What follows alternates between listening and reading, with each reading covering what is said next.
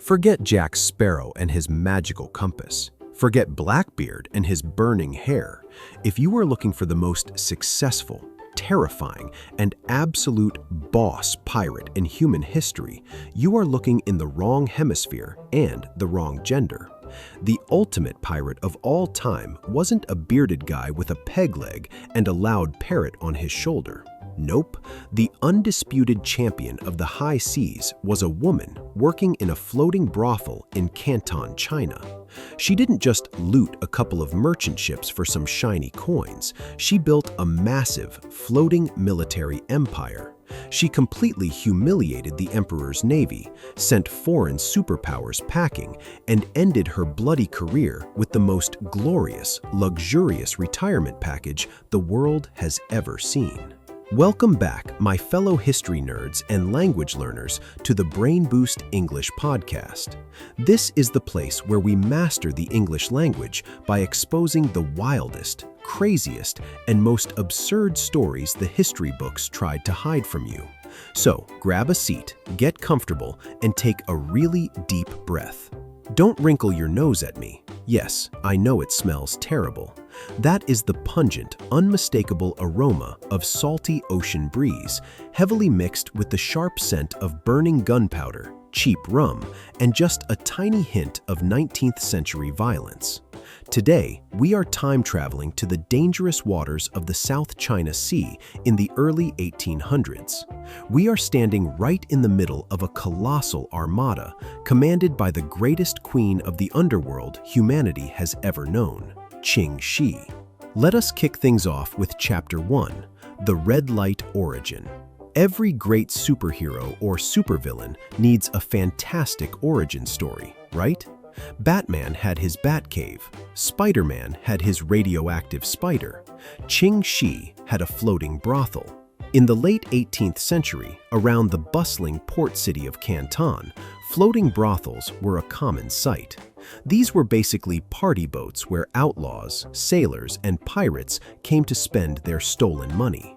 Our main character was a brilliant, sharp-witted sex worker. Honestly, we do not even know her real birth name. History only remembers her as Ching Shih, which literally translates to Cheng's widow. But before she was a widow, she was a master of psychology. She knew exactly how to manipulate men, read their desires, and most importantly, extract their wealth. Enter Zheng Yi. He was the commander of the infamous Red Flag Fleet, a powerful pirate coalition. Zheng Yi was a fearsome pirate lord, and one night he visited this floating brothel. He saw this incredible woman and decided he wanted to marry her. Now, in most historical romance novels, this is the part where the poor woman is swept off her feet by the wealthy, dangerous bad boy. But Ching Shih was not your average damsel in distress. She was a natural-born entrepreneur. She looked at this terrifying pirate captain and essentially said, "All right, I will marry you, but I am not going to be some obedient, quiet housewife waiting for you on shore. If you want me, we are signing a prenup." For those learning English, a prenup or prenuptial agreement is a legal contract you sign before marriage to divide assets. Ching Shih's prenup was legendary. She demanded a 50-50 split of his entire criminal empire. She wanted half the ships, half the treasure, and equal control over the fleet. Zheng Yi, completely captivated by her audacity and intelligence, agreed. It was not just a wedding, it was the ultimate corporate merger. They combined his brute strength and military power with her unmatched strategic mind and business acumen. Together, they expanded the Red Flag Fleet from a modest gang of thieves into a highly organized, lethal syndicate. They were the ultimate power couple of the high seas, building a monopoly on violence and extortion. But, as we know, in the pirate business, retirement usually comes in the form of a cannonball to the face. This brings us to Chapter 2, The Ultimate CEO Takeover. The year is 1807. The pirate power couple has been ruling the waves together for 6 highly profitable years. Suddenly, tragedy strikes. Zheng Yi dies. The official historical records claim he fell overboard and died during a massive typhoon. But let us be honest, in a world full of cutthroat pirates, a sudden accident is always a little bit suspicious. Regardless of how he met his watery grave, the undisputed fact was that the king of the pirates was dead. Normally, in patriarchal societies of the past, when a powerful man died, his widow would be quickly pushed aside, robbed of her wealth, or even killed by rival factions hungry for power. The Red Flag Fleet was a massive organization with thousands of heavily armed, violent criminals. They were not exactly known for their progressive views on female leadership. A brutal civil war for the throne seemed absolutely inevitable. But Ching Shih did not even flinch. While others were probably sharpening their swords to take over, she was already executing a masterclass in crisis management and corporate takeover. She immediately stepped into the power vacuum. She knew she had the brains to run the operation, but she also knew she needed the military muscle to keep the unruly pirate captains in line. She needed a trusted right-hand man. Enter Chung Po Sai. He was a handsome, charismatic, and highly skilled pirate commander. Oh, and he was also the adopted son of her late husband. Yes, you heard that right. Before he died, Zheng Yi had kidnapped Chung Po Sai and later adopted him as his heir. Ching Shih approached this young, powerful captain and made an alliance. She promoted him to be the commander of her military forces. He had the loyalty of the armed men.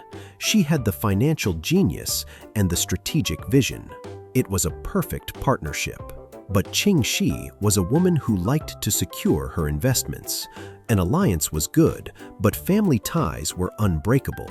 So, in a plot twist that would make modern soap opera writers gasp in shock, Ching Shih decided to marry her late husband's adopted son. By marrying Chung Po Sai, she completely solidified her claim to the throne. Nobody could challenge her authority now. She successfully avoided a bloody civil war and consolidated absolute power in her own hands. Whew. She was no longer just the co-founder, she was the undisputed, solitary CEO of the Red Flag Fleet. And this was no small startup company. Under her direct command, the fleet exploded in size. She was managing over 300 enormous sailing ships, known as junks, and over 1,000 smaller support vessels. Her workforce? An estimated 40 to 80,000 ruthless pirates. To put that into perspective, the entire Spanish Armada, which was considered a global superpower at the time, only had about 130 ships. Ching Shih had built a private navy that was larger and more powerful than the armed forces of many sovereign nations. She was officially the undisputed queen of the South China Sea.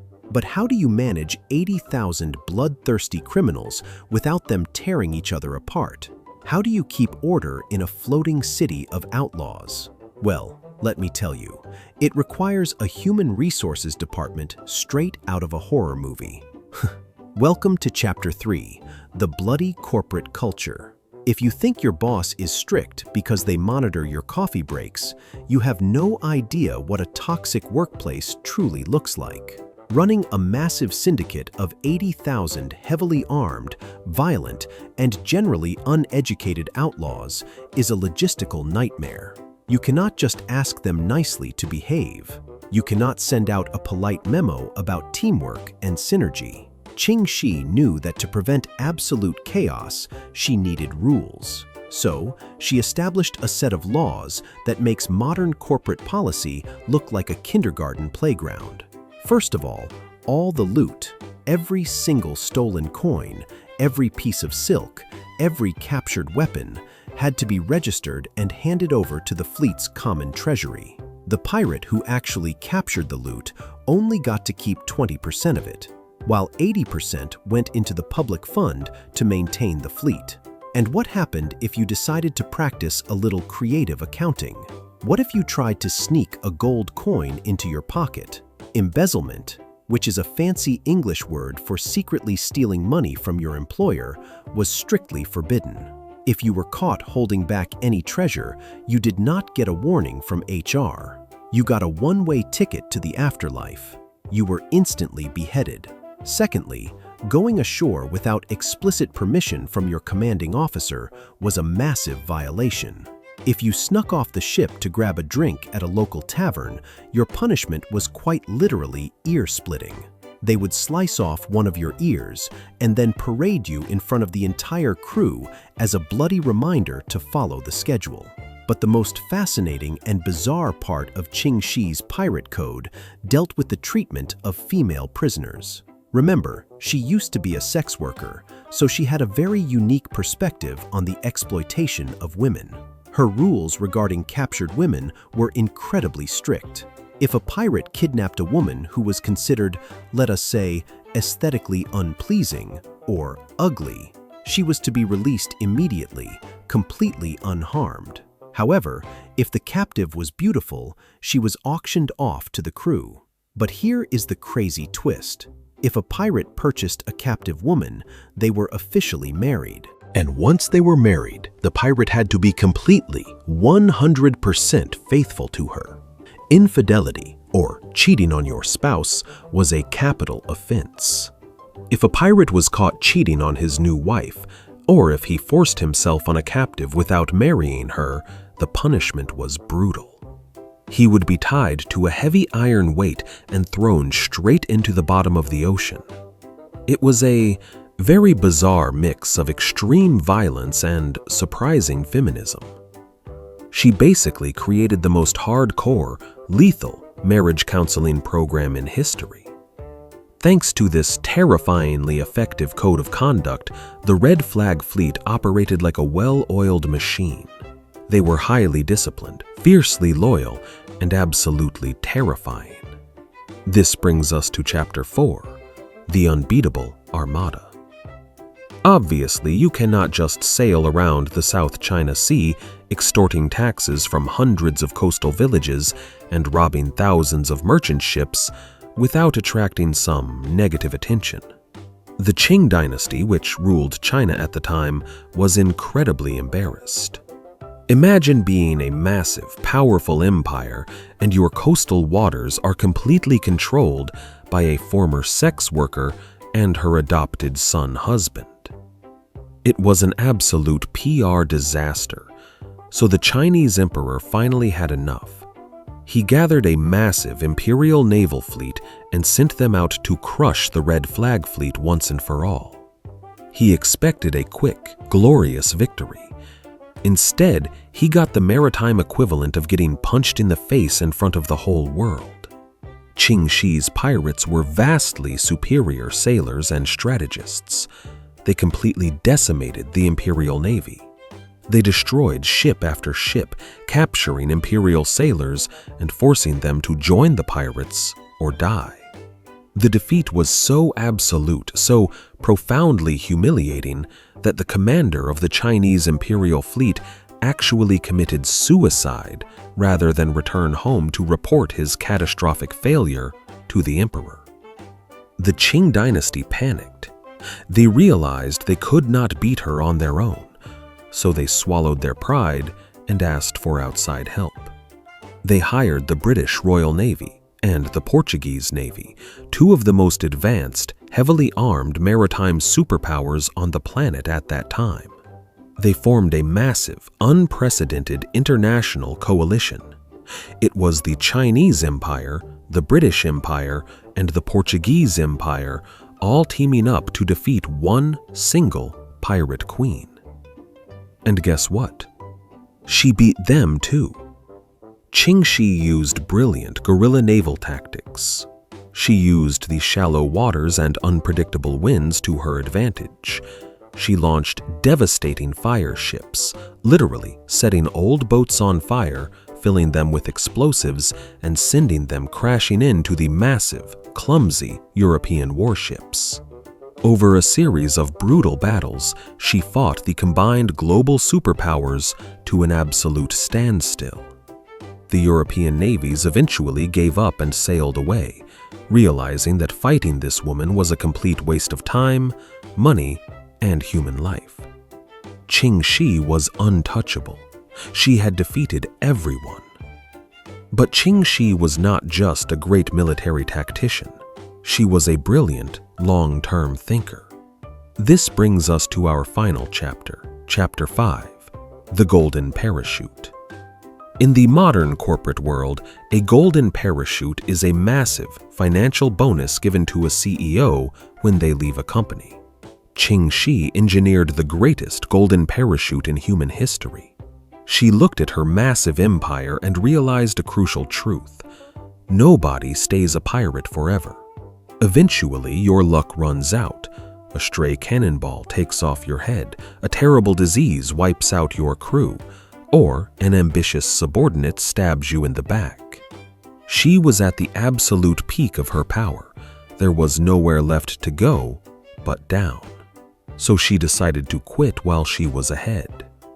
In 1810, she walked into the government office in Canton, completely unarmed, accompanied only by a group of women and children, and demanded to negotiate a surrender with the very government she had been humiliating for years. Because she was dealing from a position of absolute, unshakable strength, the desperate Chinese government eagerly accepted her terms. Her retirement package was spectacular. First, she and almost all of her 80,000 pirates received full, unconditional pardons. All their past crimes were completely erased from the historical record. Second, they got to keep absolutely every single piece of treasure they had stolen over the years. Third, her commanders, including her husband, Chung Po-sai, were given prestigious, high-ranking jobs in the Chinese imperial military.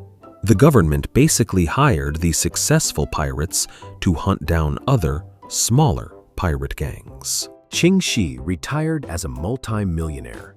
She settled down in Canton, opened a luxurious gambling house, and lived a peaceful, wealthy life. She passed away in her own bed at the incredibly old age of 69, surrounded by her family and her massive fortune. She is one of the only famous pirates in history who did not end up executed, imprisoned, or killed in a bloody battle. Thank you for tuning in to the BrainBoost English Podcast. Keep practicing your English, keep questioning history, and we will see you in the next episode for another dose of historical madness.